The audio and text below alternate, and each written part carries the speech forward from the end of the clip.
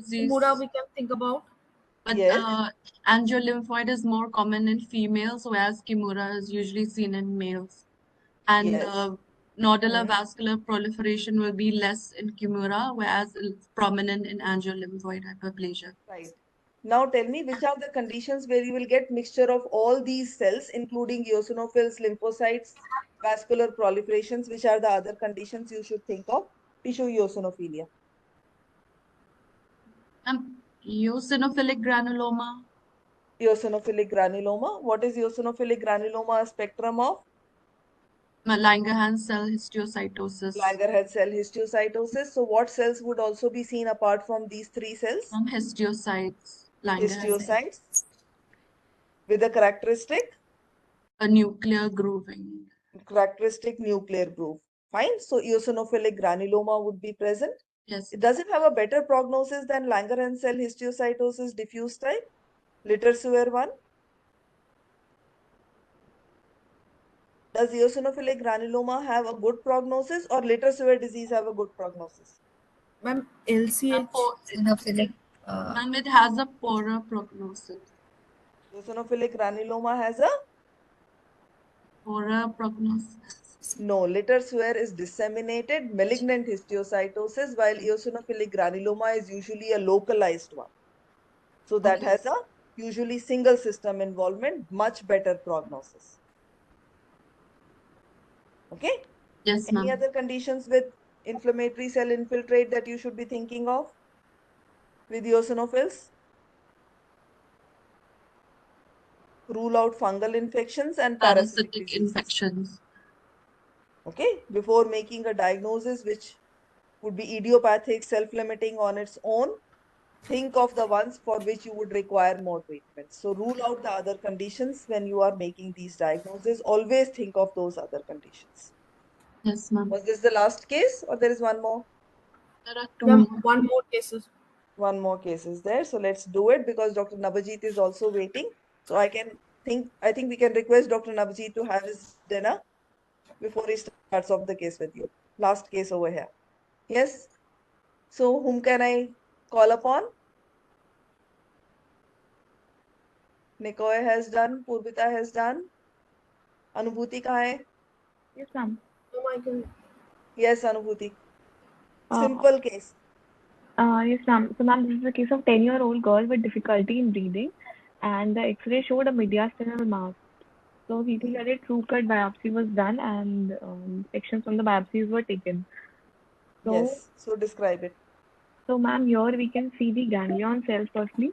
The Hmm. cells with eosinophilic cytoplasm and yes, ma'am, these eosinophilic Yes, cytoplasm these one. and Right? Hmm. yes, ma'am. And ma'am, and in the background we can If you see have to the describe these cells, what are the words you would use? As I said, be liberal with your praises for the cell. yes, ma'am. Ma'am, these are compact cells with eosinophilic cytoplasm and ma'am, distinct cell borders are distinct cell borders, and there could be single or multiple nucleus. Here we can see either Yes, so they are both large of them are round having cells. multiple. Yes, They ma'am. are large round cells with an eccentrically placed nucleus having a amphophilic cytoplasm, right? Present singly over here, right? Yes, ma'am. And dispersed in a stroma which is composed of Schwann cells. thin spindled out cells with the wavy nuclei and wavy cytoplasm. Yes, ma'am. We make our impression and then we start calling them cells. So my suggestion to you is start looking at the morphology, give a description and then think what they are. Otherwise you will miss out on many diagnoses. Yes, ma'am. Fine. So your diagnosis is simple. You have all made the diagnosis. Yes, ma'am. Give me the diagnosis. Ganglioneuroma. Neuroneuroma. Ganglioneuroma. All of you agree with this ganglioneuroma? Yes, ma'am. Yes, ma'am. Yes. Yes, So all of us agree that it is looking like a ganglioneuroma. thank you. Now remember, this is a true cut biopsy. So tell me, how should I sign it? Should I sign it out as ganglioneuroma, full stop? Fine. So the next question is, what is the spectrum of neuroblastic tumors? Ma'am, neuroblastic tumors. Yes. Ma'am, it Is this a can be neuroblastic neuroblast. tumor? Ma'am, Is this a neuroblastic tumor? yes, ma'am. Yes, ma'am. Yes. Well So give me the differentiated. spectrum of it. Hmm. Ma'am, it is neuroblastoma, ganglioneuroblastoma, and ganglioneuroma. Neuroma. So which is the malignant one and which is the benign one? Ma'am, neuroblastoma is the malignant one, while the ganglioneuroma is the benign one. Benign one. And in between we had the Uh, ganglioneuroblastoma. Neuroblastoma. neuroma. Yes. So ganglioneuroblastoma's prognosis is Mhm. biologic behavior and prognosis of ganglioneuroblastoma vis-a-vis neuroblastoma and vis-a-vis ganglioneuroma. Borderline. Borderline. Fine. And how do we get the ganglioneuroblastoma, the morphology?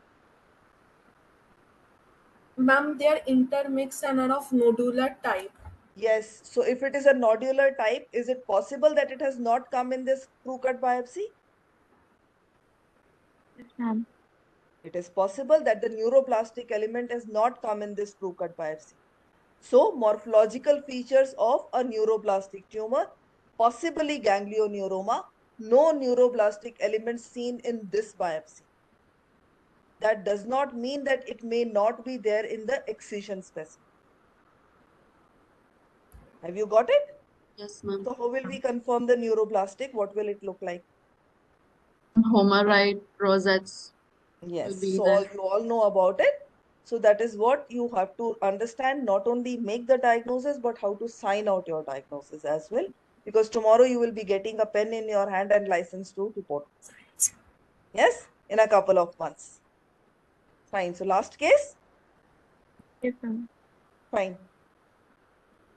So, So ma'am, who it is is a coming case now? of 25-year-old lady which has she has fever for like 3 weeks, last 3 weeks, and there were posterior cervical lymph nodes were enlarged.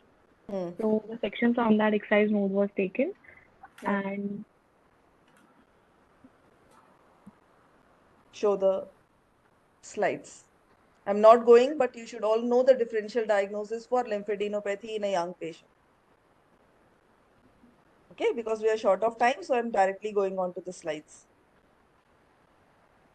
Yes, Purvita. Ma'am, here we can see the lymphoid cell. There is a lining where, and we can see the lymph node, and there is focal disruption of the nodal structure, Hmm. and there are some area, circumscribed area of necrosis, and uh,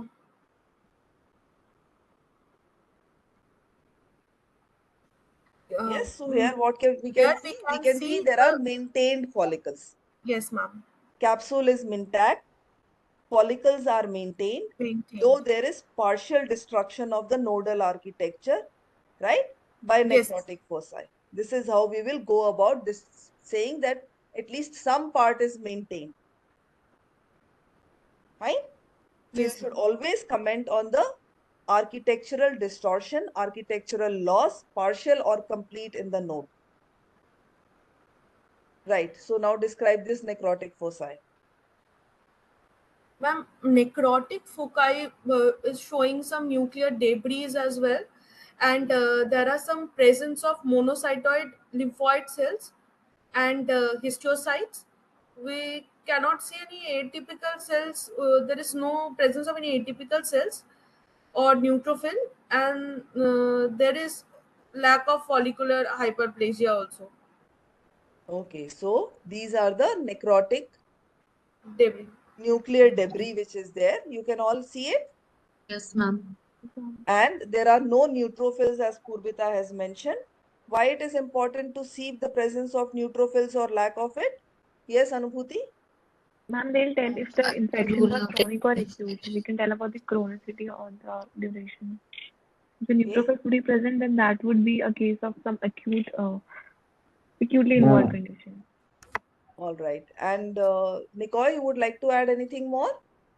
Ma'am, to see whether it's a chronic infection like TB. TB or not. So tell me, what are the, you have all made the diagnosis? Yes, ma'am. Yes, ma'am. Which is the diagnosis? Kikuchi. Kikuchi is Kikuchi. So we are all good at making the diagnosis. Fine. So I'm not contesting you on the diagnosis because you have all made it. So the best wishes for that. But before we go, tell me the types of necrosis, the very basic one, which can be seen in lymph node and the disease associated with them. One by one. So Anubhuti, your choice first. Pick up one necrosis and the disease with it. Ma'am, coagulative necrosis. Ma'am, which is Coagulative necrosis in lymph node. Which condition? caseous necrosis, ma'am. Caseous necrosis. So you are shifting to caseous necrosis. Yes, I'm sorry. I'm not coagulative. I'm caseous necrosis in case of Caseous tuberculosis. necrosis and disease condition? Tuberculosis, ma'am. Tuberculosis. Yes, Bansi, your choice next. In case of sarcoidosis, there is a co Sarcoidosis, what will you get? Non-necrotizing. No non-necrotizing. necrosis. In Necrosis. sarcoidosis, you will have naked granulomas, no necrosis, non-necrotizing granulomas, hard granulomas. Yes? Yes. Fine. So, but my question was, give me a necrosis and the disease type. So, sarcoidosis is out of this list. Ma'am, liquefactive necrosis, fat. Liquefactive necrosis. Yes, who was this? Ma'am, Purvita. liquefactive. Yes, ma'am. Liquefactive necrosis in lymph node. So, which disease condition you will get liquefactive necrosis in lymph node?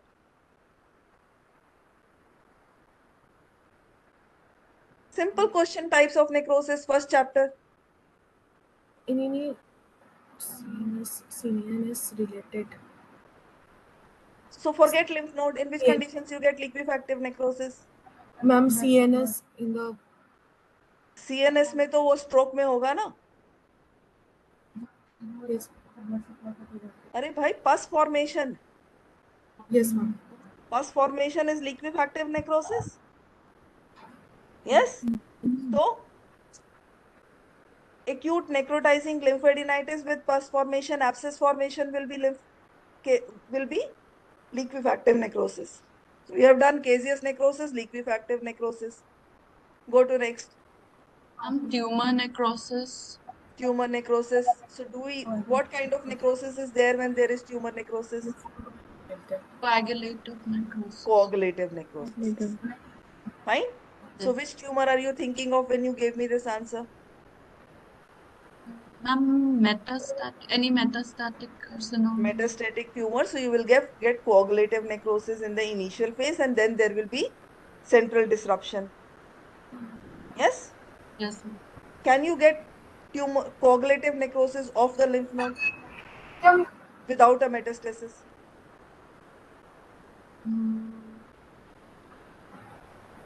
I'm in a lymphoma. In lymphoma, yes. That can occur. Fine.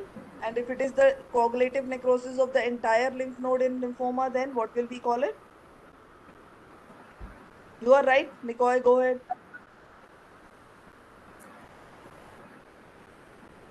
All right. A coagulative necrosis of the kidney, in which condition do you see?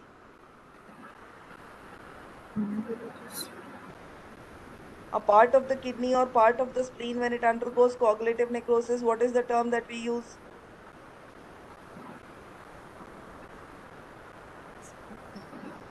What is infarction? Coagulative necrosis? White infarction, you get a coagulative necrosis. So infarction of the lymph node, you will get coagulative necrosis. Fine. So one who hesitated in the first one calling it coagulative necrosis because did not know the disease process. Lymph node infarcts are rare conditions and underlying cause in 90% of those lymph node infarcts is a non-Hodgkin's. Clear? Yes, so you can get all these various types of necrosis. So basic pathologic basis of disease remains. So all the best wishes and thank you, ma'am. For your symptomology slides.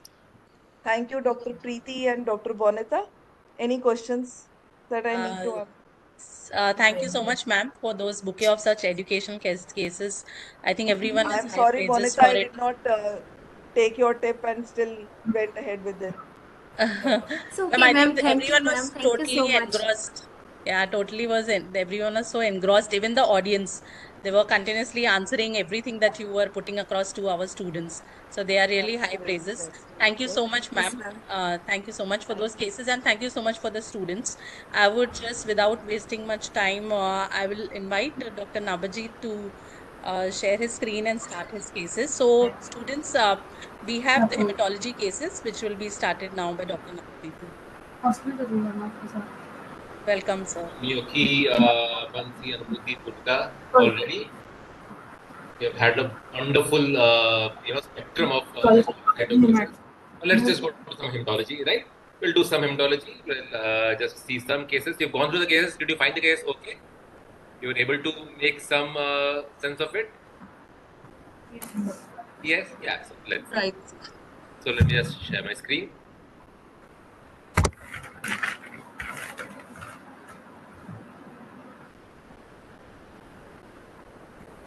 Right, guys. So can you see the PPT now? Yes? Yes, sir. So, Great. So let me just start my pointer. Will not waste too much time. And let's see who'll start. Let's start with Miyoki. So go with case one. So it's a 74-year-old gentleman complains of cervical, axillary, and inguinal lymphadenopathy for 4 months. Liver is not palpable, and the spleen tip is palpable. Palpable, right? So with this history in mind, let's just quickly go to the peripheral blood and tell me what your findings are here. So peripheral blood, RBC, I thought it was microcytic hypochromic. Right. WBC, there's leukocytosis. Platelet is adequate, and retic is also okay. And then we can see that the lymphocytes are more as compared to the other cells. Can you see my screen? Is it visible? I think No, sir. no, right? Should I share it again? 1 second. Yes. Yes, sir. I think it is.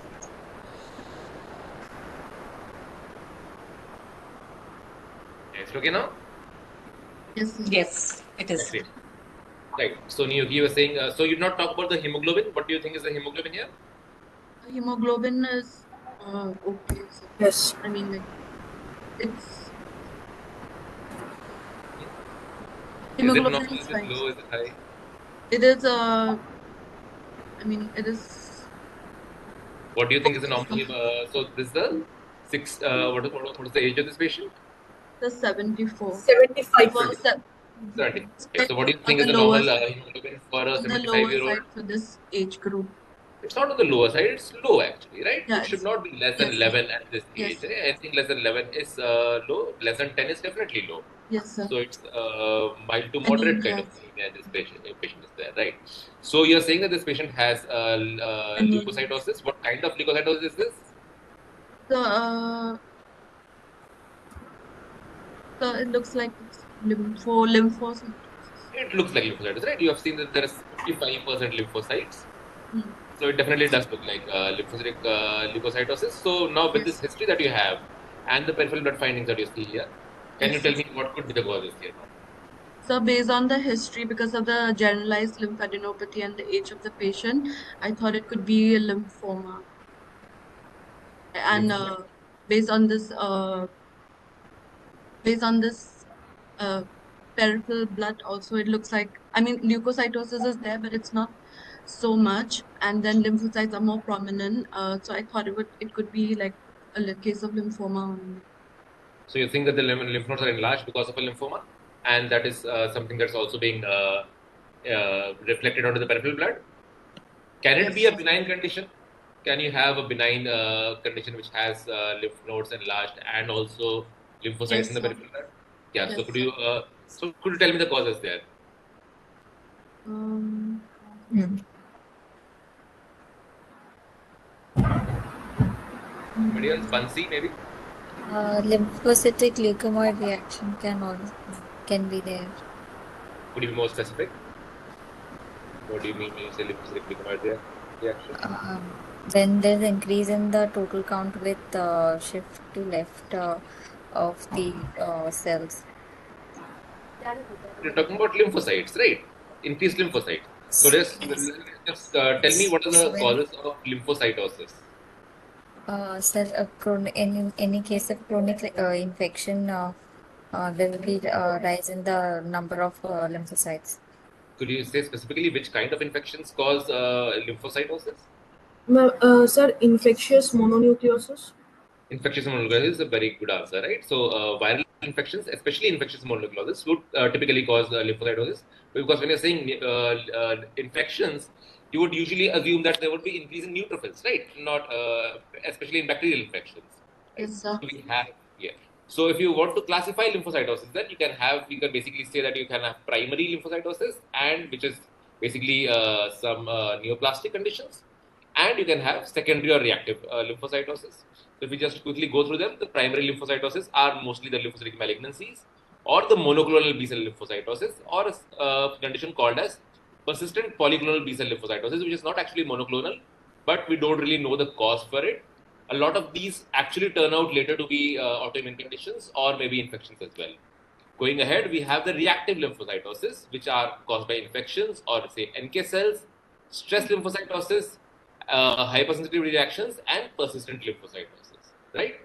So these are basically conditions which are causing lymphocytosis here. In infections, we talked about infectious mononucleosis being one of them. Bordetella pertussis is also the one which causes whooping cough. It's also a very, very important cause of lymphocytosis, but especially in children. So remember that as well, right? So we move ahead with all of this, and then we go on to the next slide, which is the higher power of the lymphocytes that we saw. And Anubhuti, can you tell me what you see here? So there is this nucleus with scant cytoplasm and is showing grooving. Yeah. These grooving and clefting is there. Right. So now, what do you think? Where are we headed?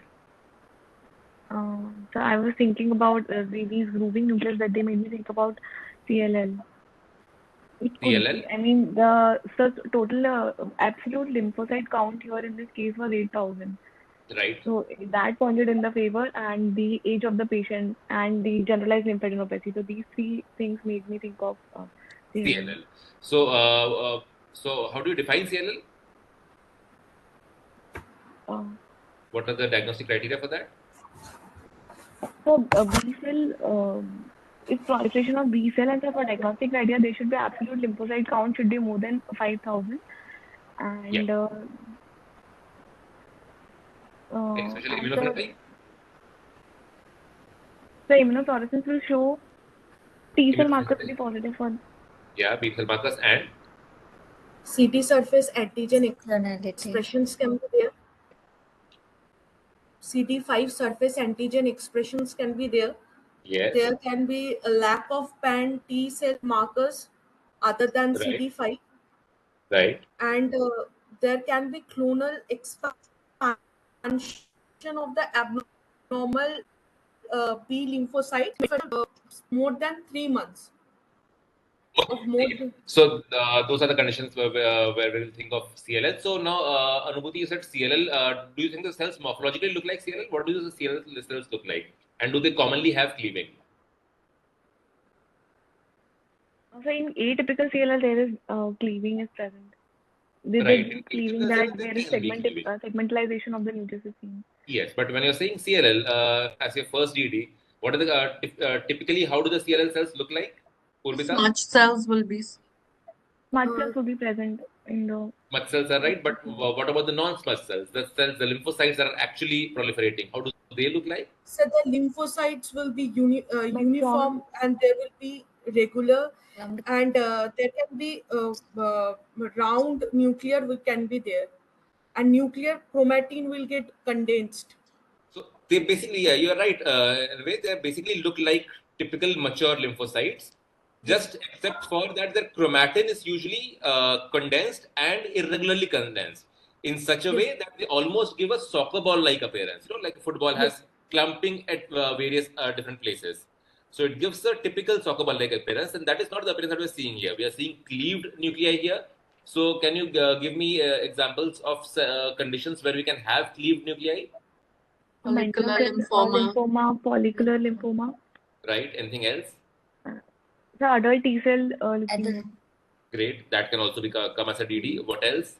Yes, sir. You saw so many reactive conditions. Do you think some reactive conditions can also give rise to some cleaved cells? Cesarean syndrome. Sorry? Cesarean syndrome. Cesare is again one of the neoplastic. So yeah, we have some Cleaved neoplastic cell. conditions like you said follicular and mantle, which are both right. You said T cell, adult T cell leukemia, lymphoma, and Cesare, again both right. Other than that, I would also want to add Evans. that Evans. can we there's a Evans. request for annotation. Can we just remove this right? Evans. I'm sorry. Evans syndrome. Evans will not really show cleaving of the nucleus. So when we're saying cleaved lymphocytes, we have BCLPDs, which have mantle cell lymphoma and follicular. We have T cell CLPDs, such as mycosis fungoides and ATLL, both you have said. And sometimes in reactive conditions, especially chronic smoking and pertussis may also show these cleaved nuclei. Right. So we move ahead. And Bansi, tell me what do you see in the bone marrow aspirate? So the bone marrow aspirate kind of shows hypercellularity, and here more than 30% of the cells which are lymphocytes, which is one of the criteria for CLL. Also, the cells lymphocytes are mature cells, mature Let's get this clear. Are you saying that to diagnose CLL, you need to have more than 30% lymphocytes in the bone marrow? Less than 20%. More than 30%, sir, in more bone than marrow 30%. aspirate. Is that required for Yes, CLL? sir. So CLL is Yes. diagnosis of the peripheral blood, right? You need to have those cells that are defined as 5 positive clonal of more than 5,000 per microliter in the peripheral blood. The bone marrow is usually involved, and is usually involved to a great extent, more than 30%. But that is not a requisite criteria for diagnosing it as CLL, right? So here we see that we have some cleaved nuclei, we have some lymphocytosis in the bone marrow aspirate as well. Now we go on to the bone marrow biopsy, and Nyoki, tell me what you see here. The slide is not true. You can't see this? Yes, sir, now it's fine. So it looks like a hypercellular smear, and Bone marrow there is biopsy, yeah, not a smear. and there is like a collection of some cells, a nodular, almost paratrabecular Right. collection So of even the at cells. this scanning power, you can see that there are these collections, right? Like Yes, bluish sir. areas that you can see, and also, you can also see around the trabeculae. Great. Yes, So we sir. go ahead, and now can you tell me what you see now? So the slide is not. Yeah. So in this again we can see those abnormal looking cells collected near the trabeculae, and then Yes. so So they you look like lymphocytes. yeah. So you see paratrabecular collections of these lymphoid cells. Yes, sir. So now, do you think it is a reactive condition, or do you think it's a neoplastic condition? A neoplastic condition. It looks more like a neoplastic condition. Why? Why do you say so? Because of the infiltration in the bone marrow.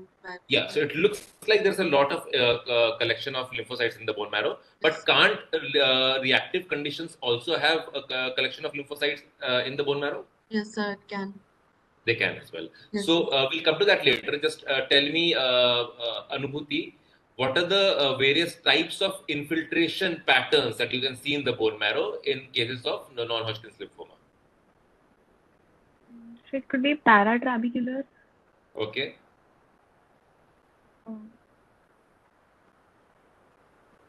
The interstitial, it could be either around the Interstitial. trabeculae or they could be interstitial. Right. And diffuse, when all of the bone marrow is moving. That is diffuse. Anything else? Anybody can answer nodular that? infiltration. Nodular. Gnocchi has had a good point. Yes, nodular infiltration. Like, Mixed okay, and what else? diffuse pattern. Diffuse pattern. So most of them have been covered. So here you can see that there are definitely paratrabecular infiltrates, and you can see areas away from the trabeculae which are normal looking, right? You can see the normal hematopoietic elements here. Even on higher power, you can see along the trabeculae you have these cells, and away from them you don't. So nodular aggregates can definitely also be present. Nodular and interstitial aggregates can also be present in reactive conditions. But when you see this kind of a paratrabecular infiltration, it is much more in favor of a neoplastic condition. You'll very rarely have a neoplastic condition, reactive condition with paratrabecular infiltration. Right. So we go ahead. Here also you can see beautiful paratrabecular infiltration, and you can also see lymphoid aggregate in the interstitium. So just to recap, you have normal bone marrow, then you can have interstitial infiltrates, which is just cells lying scattered between other hematopoietic elements. You have this focal, which can be paratrabecular or random, which is nodular and patchy, or you can have a diffuse marrow. One typical pattern of infiltration is missing from this picture. Can you tell me what that is?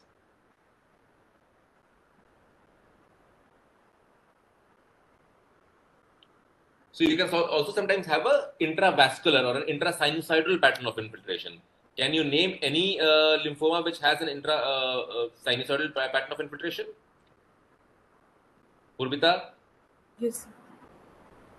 Any lymphoma having an intrasinusoidal pattern of infiltration? Yes, sir. We can.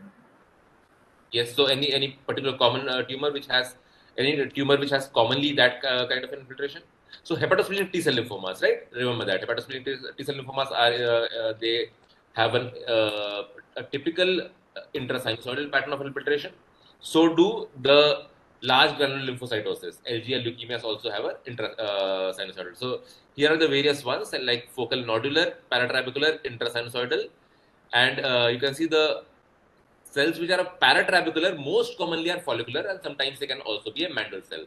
So now with all this history and all these findings that you have, what do you think you want to do ahead to give a final diagnosis? So we can do IHC, See markers. see first B cell, T cell markers. IHC you want to do. Any other way in which you can do it more quickly than IHC? Do you have abnormal cells in the peripheral blood and the bone marrow aspirate? Flow cytometry. Yes, you can do flow cytometry, right? Because we have abnormal cells lying in the peripheral blood and bone marrow aspirate as well. So Yes. when we typically, right? So when we have those cells, so IHC will typically take you 4 or 5 days to come, and you can see only a set number of markers, whereas a flow cytometry will help you see various markers on a single cell, right? And that can also be done very quickly. So just to recap, to have a differential diagnosis, a diagnosis of any lymphoma, you need to have a differential diagnosis based on clinical behavior, whether they are indolent lymphomas or say very aggressive lymphomas.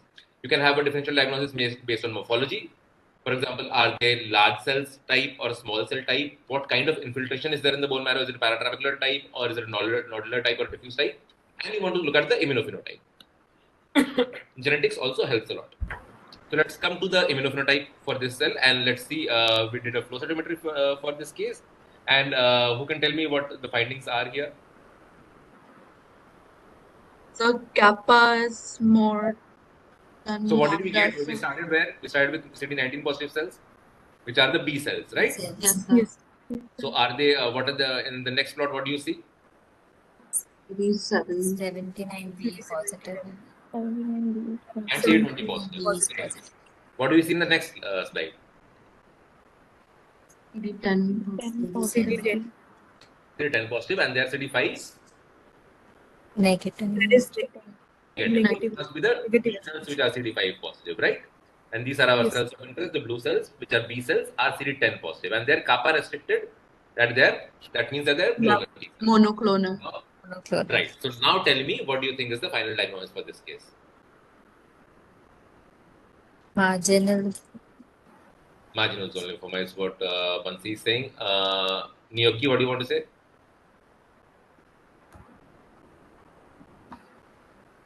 Mental, sorry. Okay. How do we classify B cell lymphomas based on immunophenotype? It should have a CD5 and CD23 positive. CD. Right. So you're talking about CLL only. I'm talking about in general B cell lymphomas. How do you subcategorize them based on markers, on immunophenotypic markers? How will you subcategorize them? What are the two main markers? You must have B cell markers and T like cell. CD19 and CD20. They should be present. CD5, B cell markers should be negative. CD4 and CD8. How do you further subclassify them? What are the main two important markers that you need to subclassify these? So we have to CD5 see whether it's B cell CD5 or and T cell. CD4. Yes, of course. We have seen that they are B cells, right? They are 19 positive, they are 20 positive, they are 79 B positive, they are B cells. So, Yes, sir. Why are we using these two markers here? so on the basis of immunophenotype, you are asking on the basis of Yes, immunophenotype. Sir, it yes, can be lymphoproliferative disorders on basis of immunophenotype, like CT5 positivity can be there. It can yes, be, sir, chronic CLL, mantle cell can be there. yes. Monoclonal B lymphocytes can be there. Then it can be, sir, CD5 cells, that is B cells, neoplasms, that can be associated with hairy cells, leukemia, So what or will be CD5 in those? here is a cell variant as well, What will be non-Hodgkin. the CD5 in those? What I'm basically asking you is, what are the two main markers you require to CD8, classify B cell neoplasms? CD8 and CD8 CD5. and CD. CD4, 5 and 4.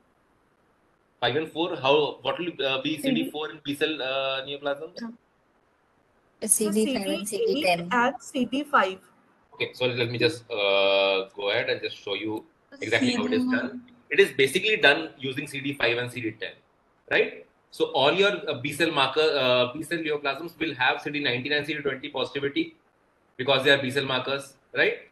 Further, you can use CD5 and CD10 to subclassify them as CD5 positive, 10 negative, CD5 negative, 10 positive, CD5 negative, 10 negative, that is a dual negatives, and very rarely CD5 positive and 10 positive. What are the CD5 positive, 10 negative lymphomas? CLL, mantle cell, monoclonal B cell. Right. So CLL and mantle cell, let's just remember these two. CLL and mantle cell are the ones which are CD5 and CD10, CD5 positive, while they are CD10 negative. Next, we come to this group of lymphomas, which is CD5 negative and CD10 positive. What do we have here? Follicular Plate, lymphoma. follicular, very good. What else? Mm, Very soon. No. So this category includes follicular. It includes sometimes it includes Burkitt's, some DLBCLs, right? And maybe sometimes lymphoblastic lymphomas. So that is what comes in this category. Then we have the category which is dual negative, that is 5 negative and 10 negative. Our lymphoplasmatic lymphomas, hairy cell lymphomas, and marginal zone lymphomas will come in this category. And this is a very rare category which really does not have anything else. Sometimes they can come, right? So you see, just using CD5 and CD10, we have been able to sub-classify our lymphomas into three main groups. So this is how it is grouped further. The CD5 negative 10 positive, which has follicular lymphoma, DLBCL, and Burkitt lymphoma, sometimes rarely hairy cells. The CD5 positive and 10 negative, which are CLL and mantle cell lymphoma mainly, and the 5 negative and 10 negative, which are basically hairy cell leukemia, marginal zone lymphomas, and lymphoplasmatic lymphomas. Are you clear with this now? yes, sir. Yes. So now taking into this account all of this, this was a CD10 positive lymphoma. It had a paratrabecular infiltration and it had a cleaved cell. What do you think the final impression is?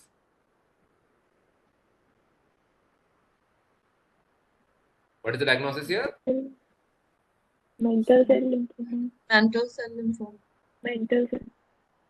So where does mantle cell lymphoma come? It comes in the 5 positive, 10 negative category, right? Our cell was, it was 10 positive and 5 negative. So we are in the zone of follicular lymphoma. Follicular lymphoma. Follicular lymphoma also very typically has paratrabecular infiltration. So remember this, very typically when you see paratrabecular infiltration in the bone marrow, straight away think of follicular lymphoma because that is the most common lymphoma. More than 90% of follicular lymphomas will have paratrabecular infiltration if they're involving the bone marrow, right? That is the pattern that you have to think of. You're also seeing cleaved cells again towards follicular lymphoma. Then you think of a immunophenotype and you're seeing CD10 positivity in these. Think of follicular lymphoma, right? Yes. Right. So here in this case, our case was bone marrow infiltration by follicular lymphoma. Dr. Bonita, Dr. Preeti, there is some request to annotate the share content. Could you just remove this, please? Yes, doctor. Yes, sir. Yeah, I think it's gone now.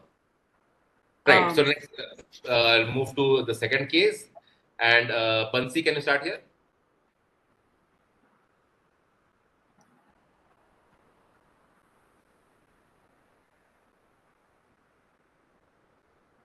Mansi is not there. 65-year-old lady with 65. history of Okay, sorry. Yeah, go on. with history of abdominal pain, weight loss for 2 months. On examination, the spleen is 1 centimeter below the left coastal margin. Right. So then with this history, you go on to the peripheral blood. And what do you think is happening here? Sir, on the peripheral smear, we can see the closely packed RBCs. Yes. The total leukocyte count is increased. Yes. And increased platelets with one focus showing a clump or clumps Right. So there's definitely increase in platelets. And what about the hemoglobin? hemoglobin is high as for the age. 15.7. Yes. So we are having a high hemoglobin as well, 15.1. Platelets also high, and the TLC is also high, right? And we have some amount of left shift. You can see a myelocyte also in the peripheral blood. Right. Yes. Great. So with this, we move ahead and go to the bone marrow aspirate. What do you think the bone marrow aspirate looks like, Vansi? Is it what is the cellularity here? Here the cellularity is increased. So you think it's a hypercellular bone marrow, right? Normocellular. You think it's normocellular? Or mildly hypercellular. Mildly, sir. Age of this For patient is age, 65 years, right? 65 years. What do you think should be the cellularity normally in the bone marrow? How do you 100 minus age. 100 minus age of the person. 100 minus the age. So that should be around 35%. Yes. Do you think this looks like 35%? This looks like 70, 80, 90%, right? Almost it is entirely blue. So it is a very highly cellular bone marrow. And what else do you see here in this scanner view? Particle. The hypolobated megakaryocytes. Yes, you can see Megakaryocytes. Megakaryocytes can be seen Okay. here. So Anubhuti, what do you see in this aspirate slide? So here in this picture, I can see the hypolobated megakaryocytes, these larger ones, Yeah. with abundant cytoplasm, and Okay. And if we go ahead, what do you see? They have shown you a picture, a spectrum of these megakaryocytes. What do you think they look like? but again, these are the abnormal forms of the megakaryocytes. Why are you calling them abnormal? This one I think you can call abnormal because they're slightly hypolobated. Why do you think this is an abnormal form? So this is hypolobated. This has a lot of lobes. You can see 3 or 4 lobes here. This one definitely has more number of lobes, hyperlobated and large in size. This one and this one look okay. This one has a single lobe. So this is probably a hyperlobated megacyte. So we have a spectrum of megacyte size, because from small size to large size, we have all kinds of megacytes, right? Okay. Then we go ahead and look at the biopsy. So Purvita, can you tell me what do you see in the biopsy here? What is the cellularity of the biopsy? Sir, it is hypercellular. Hypercellular? What do you think should be the cellularity of this? Can you give me an approximate cellularity? What percentage? Anybody? 35. Niyoki, go ahead, please. 40. Around, sir, 40. You're saying 40% cellularity. So you mean to say that 60% of these areas are filled with fat? No, sir, 70%. 70, 80, 70, 25%. 70 to 80%, correct? Yes. 70 to 80% cellularity is 70 to there. 80%. Which is, what was the age of this patient? 65-year-old. So it's definitely very high for this lady, right? For age. Yes. So definitely the bone marrow is hypercellular for age. And what do you see here? Anubhuti, go on. What do you see here? But again, I can see here the in the paratrabecular region, I can see the megakaryocytes, which are arranged towards the towards the trabecular region. Right. Great. And I'll also show you the final picture. What is this? The reticulin stain, which is showing grade grade 1 or grade 2. Grade 1 was okay. And it is not really grade. It is 0 to 1. Some areas almost look 0, but yeah, grade 1 is okay. So now, tell me, Anubhuti, what do you think? Combine the entire picture and what do you think is happening here? What kind of disease are we dealing with here? So I thought of it as a pre-fibrotic stage of PMF, or I kept essential thrombocythemia in the differentials. So basically, you're thinking of a myeloproliferative neoplasm. Yes, sir. Yes. You're thinking of a myeloproliferative neoplasm, right? Great. Sir, So, sir, could you tell me what are the various myeloproliferative neoplasms? Purvita, would you want to say anything? yes, sir. I was thinking about essential thrombocythemia. Right. So we are discussing MPNs, myeloproliferative neoplasms. So what are the various myeloproliferative neoplasms that we know about, Purvita? Chronic. So, Purvita, go ahead. yes, sir. We can think about polycythemia vera. We can Right. think about the essential thrombocythemia Right. and not CML. CML is also my Yes, Of course, you should first of all start with CML. You yes, have sir. CML, you have PV, you have ET, and you have primary CNL. myelofibrosis. And, Then you have CNL as well, right? CNL, Great. and juvenile Master disease. So juvenile myelomonocytic leukemia has now been included in the group of myeloproliferative neoplasms. Earlier, it was the part of the MDS MPN spectrum, right? Okay, so great. So now, see, this does not look like CML. Our main DDs here, you said, are either a prefibrotic PMF or somebody said ET as well. Do you think it can be? How do you differentiate between these? What is the main morphological feature to differentiate between these? Neoki, go ahead. So in primary myelofibrosis, so there are two stages, pre-fibrotic and fibrotic stage. In this, the marrow will be hypercellular with minimal or absent fibrosis, and thrombocytosis will also be there. And then fibrotic stage, there will be marked fibrosis along with. So this does not look like a fibrotic stage, right? Yes, sir. Yeah. So let's talk about prefibrotic stage. What do the megakaryocytes look like in the prefibrotic PMF?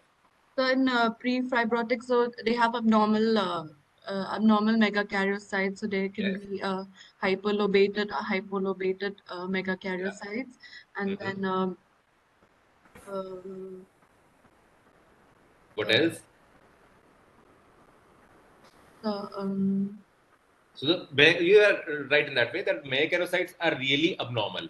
That is the main characteristic and there'll feature of be these. increased megakaryocytes will be There will there, be increased increasing megakaryocytes and there will be thrombocytes. absolute Yes. hyperchromatic megakaryocytes. There will be very, very abnormal and atypical looking megakaryocytes.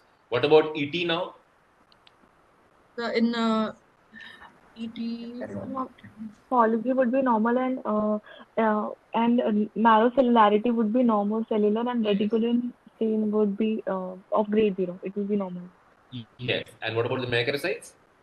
there'll it be will be marked proliferation of hyperplasia. megakaryocytes. Megakaryocytic hyperplasia can be See, And what And else? Not just elevation. and hyperplasia, what about the morphology? How do the megakaryocytes look So like? giant forms of Hyperlocated. megakaryocytes they will are be Yes, there. you present have in large loose and or hyperlobated megakaryocytes, right? Yeah, Most of giant the megakaryocytes will look like large and hyperlobated megakaryocytes. What about polycythemia vera? No? What happens there? Uh,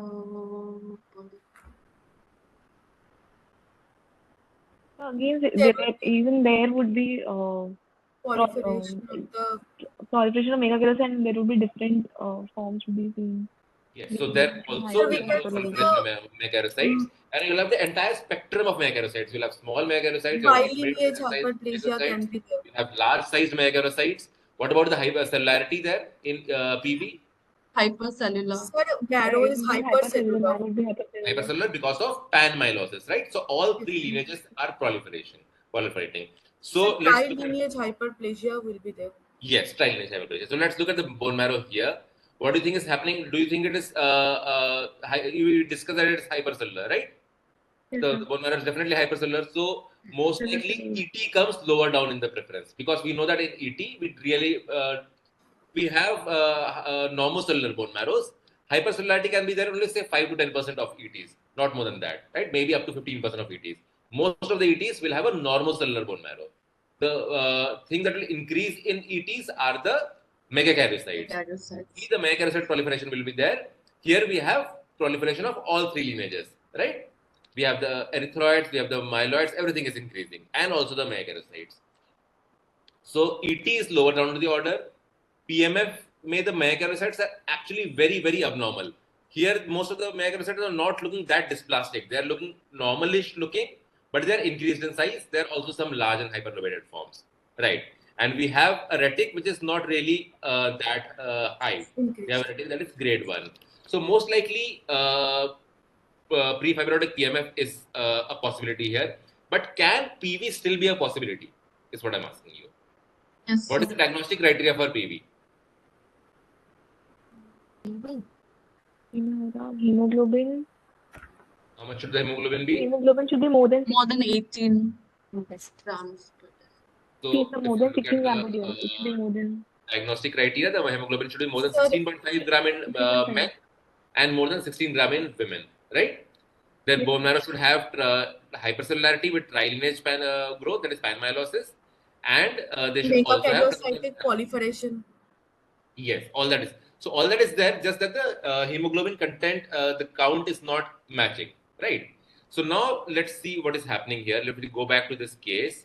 This is a lady, 65-year-old, and if you look at this tightly packed RBCs, you can see among these RBCs that many of these RBCs which are singly lined are actually small and have a lot of hypochromasia. You can see here, there are small microcytic hyperchromic RBCs here. So this is a lady who has basically iron deficiency as well. So that, which is very, very common in ladies in India, right? You agree with this? A lot Yes, of ladies, more than 50% here in India, almost they suffer from iron deficiency. So iron deficiency, if we give this patient iron and then see the hemoglobin will most likely go up and go beyond 16.5. So if thus it goes beyond 16.5, then what do you think the diagnosis will be in this case? Then it might be polycythemia. Will it fit into polycythemia vera? Weak. Yes, it will fit into polycythemia, right? So if you think that the patient was given iron, it increased, it will go on to have a hemoglobin of more than 16.5. It will show age-adjusted hypercellularity. The patient was also JAK2 positive in this case, and that is enough to classify this patient as polycythemia vera. This is actually, in this case, a myeloproliferative neoplasm, which is likely polycythemia vera, and the patient has iron deficiency anemia along with that, right? So ET lower down the order because the hypercellularity was not there, right? And PMF also lower down the order because the significant dysplasia of the megakaryocyte that we see was not present in this case. But a diagnosis of myeloproliferative neoplasm is good. That is what you should be thinking along those lines, right? With that, we'll move on to the next case. Next case, Purvita, can you tell me? Yes, sir. 52-year-old lady, pallor, weakness for 1 year, and required 8 transfusion over past 1.5 years. Great. So, what do you see here in the peripheral blood? So we can see there is platelet is much. There is increase in the platelet count, but almost we can see around 462 as you have given, and Yes. hemoglobin is on the lower side, Yes. Very 4.4. low, not on the lower side. It's Yes, sir. very, very low. It's very 4.4 low. is really low. Yeah. It's severe anemic, and MCV is 108. So it's high, right? You can also Yes, see that this is the lymphocyte. You can see there are a lot of large macrocytic RBCs here, right? So we have macrocytic RBC, we have thrombocytosis. Okay, we move ahead. We go to the bone marrow aspirate.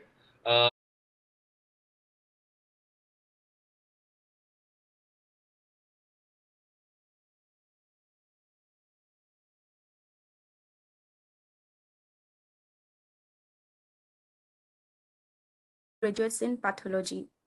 Today is 15th of March.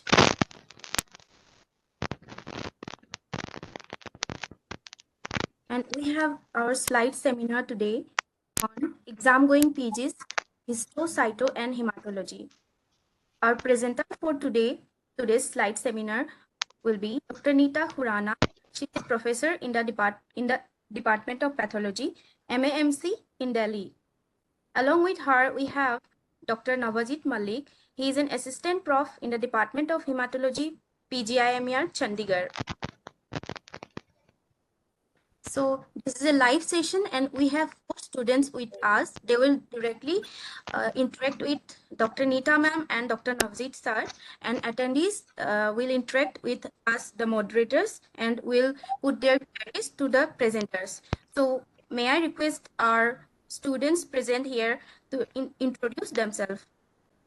Good evening, everyone. I'm Dr. Niyoki Suya. I'm a third-year resident from DY Patil Medical College, Navi Mumbai. Thank you, Niyoki.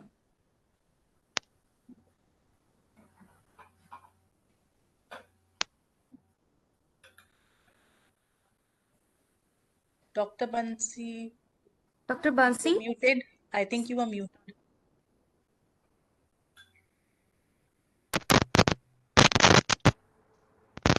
Dr. Bansi, Just you have remove to your unmute headphones. yourself. Maybe Dr. Anubhuti, you can go ahead. Good evening, everyone. I'm Dr. Anubhuti Jain, and I'm third year resident in Gandhi Medical College, Bhopal. Dr. Purbita. Good evening, everyone. Myself, Dr. Purbita Chatterjee from Subharti Medical College, Meerut. Yes, Dr. Bansi. Good evening, everyone. I am Bansi Kotecha, a third year resident from MGM Medical College, Navi Mumbai. Thank you, dear students. So I'll be moderating the session along with Dr. Preeti Mansukhani, who is a pathologist in Rashid Hospital, Dubai. Our webinar hosts are Dr. Anita Borges and Dr. Sumit Gujral. So these are few reminders for the attendees. Please do not send any annotation request to the presenters. So we have few disclaimers of the program, few more disclaimers. So before inviting Dr. Neeta ma'am, I would like to announce the upcoming talks. Tomorrow we have a slide seminar on workup of ALL case-based approach by Dr. Gaurav Chatterjee. And after that, next week, series of talk coming up on bone and soft tissue pathology, starting with the first lecture, normal histology, radiology, and pathology of bone by Dr. Poonam Punjwani. Please stay tuned. Now, may I request Dr. Neeta ma'am to share her presentation and give the talk. Hello, ma'am. Yeah, I'm just sharing What my do you- presentation. Can you all see it? Yes, ma'am. Yes, ma'am. Yes. Yes, ma'am. So thank you, Dr. Preeti Mansukhani and Dr. Bonita for moderating this session. And I'm extremely thankful to Dr. Anita Borges ma'am and Dr. Sumit Gujral sir for giving the opportunity to interact with all of you and learn along with you the cases in pathology. So welcome Dr. Anubhuti, Dr. Niyoki, Dr. Bansi and Dr. Purvita to this session. I would request Dr. Purvita to start off on this first case, who is a 22-year-old male Ma'am, presented with fever for past 1 month. Yes, you wanted to say abdominal something? examination reveals spleen palpable 13 centimeter below the costal margin. CBC shows pancytopenia and FNA of the spleen is done. Right. So based on the history, Purvita, what are your differential diagnosis? Ma'am, since the person is having a fever since past 1 month, we can go for ma'am, we can go for kalas or any infective pathology is there. And Yes. since there is splenomegaly is also there, and it is also affecting the all the lineage, that is and the patient is having pancytopenia also. So we can Right. go for the infective pathology that is causing the splenomegaly. So can we not get fever in neoplastic pathologies, or is it only the infective pathology which will get splenomegaly? No, ma'am, we can also get in. Fever and splenomegaly, can it be seen in some non-neoplastic pathologies also? Yes, ma'am. So what else should you consider as differential diagnosis when you look at the history? Ma'am, we can go for other like any. We can go for the neoplastic causes, but Right. Which ones? um, How can you explain fever in neoplastic causes?